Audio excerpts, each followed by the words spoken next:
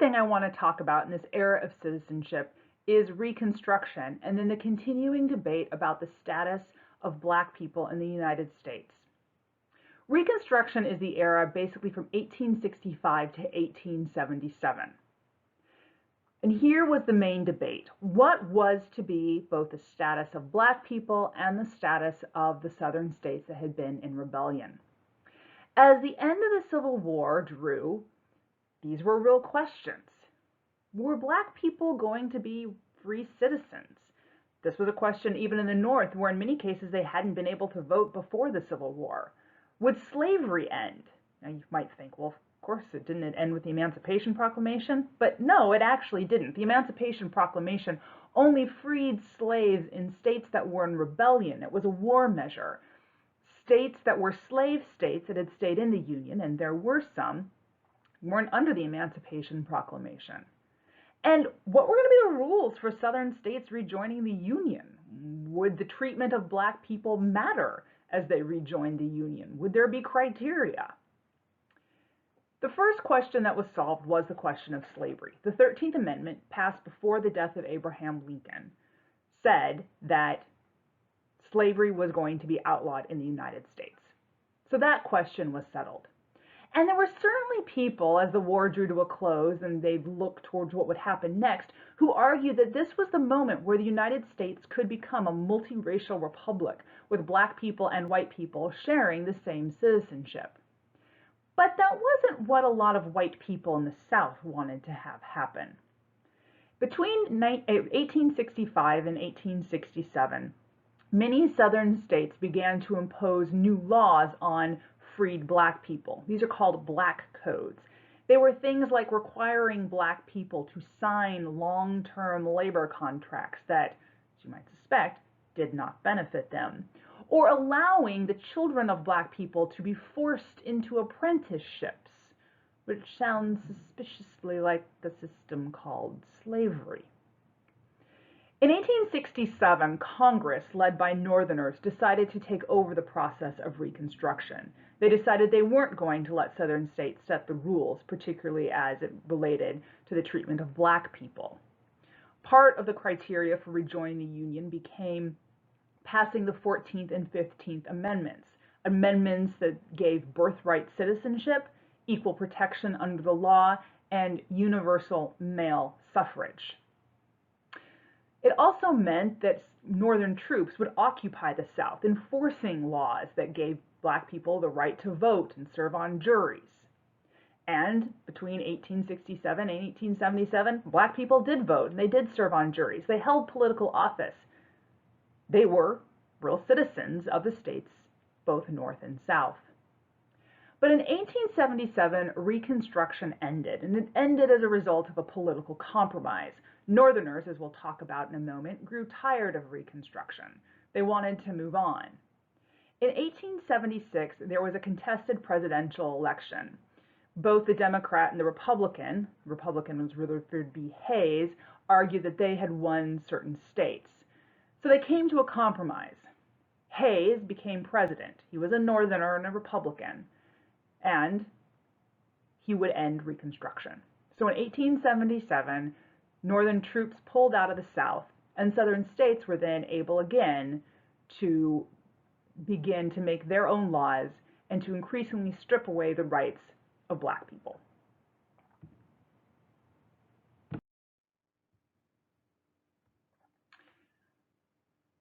What white Southerners wanted was what they called redemption. It's an interesting term to use. What they meant by redemption was to redeem the South from the curse of Northern rule and what they called Negro rule. Now, it's important to know here that while under Reconstruction, Black people had occupied more political offices in the South than they ever had before, they certainly weren't the majority of office holders. That was just never true. But white Southerners talked about needing to redeem the South from this plague. One of the things that came out of this is what historians call the religion of the lost cause. What they mean is this, that as the white South looked back on the Civil War and on the pre-Civil War South. They decided that what they had been fighting for was a righteous civilization. Now, here remember that righteous civilization for them was based on the Bible. And it was based on a reading of the Bible that they thought was accurate, that slavery was permissible. They decided that they had been fighting for a biblical civilization. Now, they had to explain why, if they were right, God let them lose a war. And what they did was to say that God punishes those, or tests those, maybe is a better term, that God loves, that if you really want to be serving God, you have to go through tests. And the test was the war. And now the test was the white South willing to try and redeem itself? Was it willing to try and reinstitute its version of biblical society? If it couldn't reinstitute slavery, could it get really, really close? And the white South began to work for it, slowly over decades, whittling away and then finally dissolving the rights that African Americans had been given under the Constitution. So by 1900, in most southern states, black people, for the most part, could no longer vote. Another thing that happened as the South redeemed itself was a real focus on purity and domesticity, on particularly the purity of white women. Became the era of lynchings, where black men were, in many cases, convicted of rape of white women and lynched or killed without any kind of due process. Now, a few things to note here. Ida B. Wells, an African-American journalist in the 1890s, went through a lot of these cases and found that in many of them, no accusation of rape was made, and in many of the cases where an accusation of rape was made, it had no substance to it. But it was certainly a way of trying to say that they were, for white Southerners, upholding a certain kind of purity, and that to do that, they needed to control black people, particularly black men. This is also the era in which monuments began to appear in the Southern landscape. Monuments of, say, Robert E. Lee or Stonewall Jackson, great leaders of the Confederate Army. There was a kind of apotheosis, a divinization of white Confederate generals.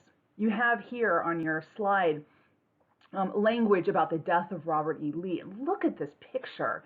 The mourners and Lee all in white and with his hand on his heart looking peaceful. And here is what the picture had underneath it. His deeds belong to history, while his life of devoted, unostentatious piety and firm and living trust in Jesus as his personal Redeemer gives assurance that he has received the Christian's crown of glory and entered into that rest that remaineth for the people of God. Lee, according to this, was a saint. And it was a way of making the Southern cause saintly, again, biblical, something that still needed to be defended. And the civilization that had been defended needed to be protected from, again, black people. I should say that at the same time, there were African Americans working hard against redemption. They had won new rights, they were occupying offices, they were voting. What we see in African Americans at this time is a kind of eschatological hope, a belief that God had done something great and that God could do something great again in the future. We also, though, begin to see the very beginnings of what we would later call the Civil Rights Movement. A lot of people think the Civil Rights Movement began in the 1950s with Martin Luther King, but we actually see its beginnings here. As black people saw their rights stripped away, they organized and began to try and think about how they would reclaim those rights. The Civil Rights Movement was a very long process, and it started here in the era of citizenship.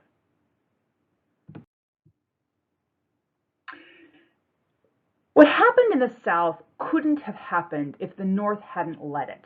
Remember that when the Northern armies occupied the South, black people got to vote and they were able to hold office.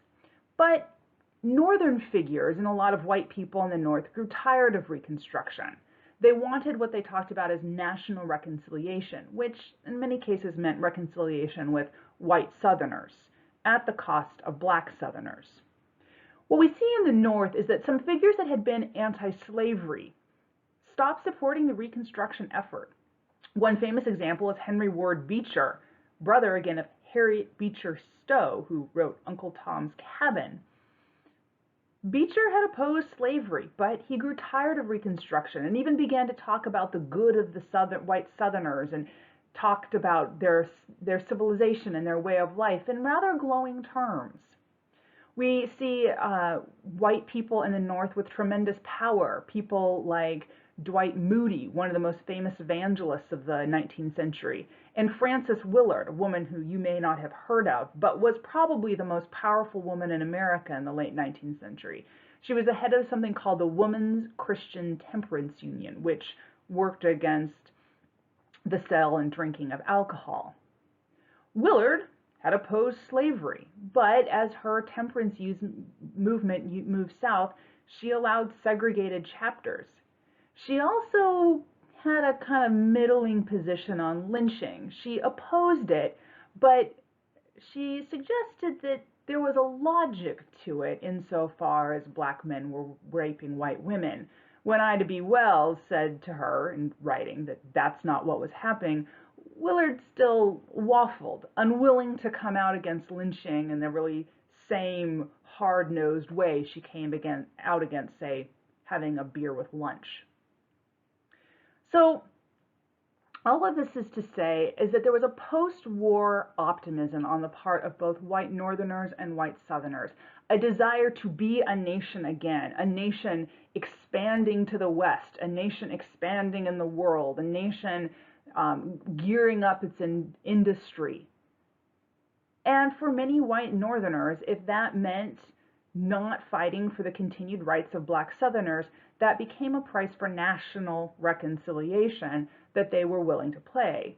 Note here then that what they're saying is that black Southerners aren't really a part of the nation. So a quick wrap up on the era of citizenship and Reconstruction.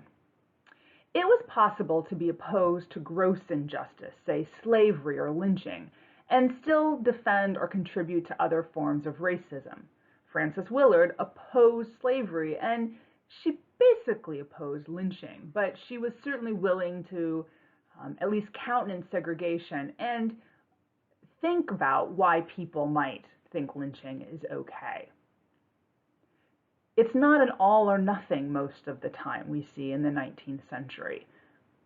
Another thing that we see at the end of the 19th century is at the beginning that there were a lot of people, white Christians, who believed the country was really for white Christians.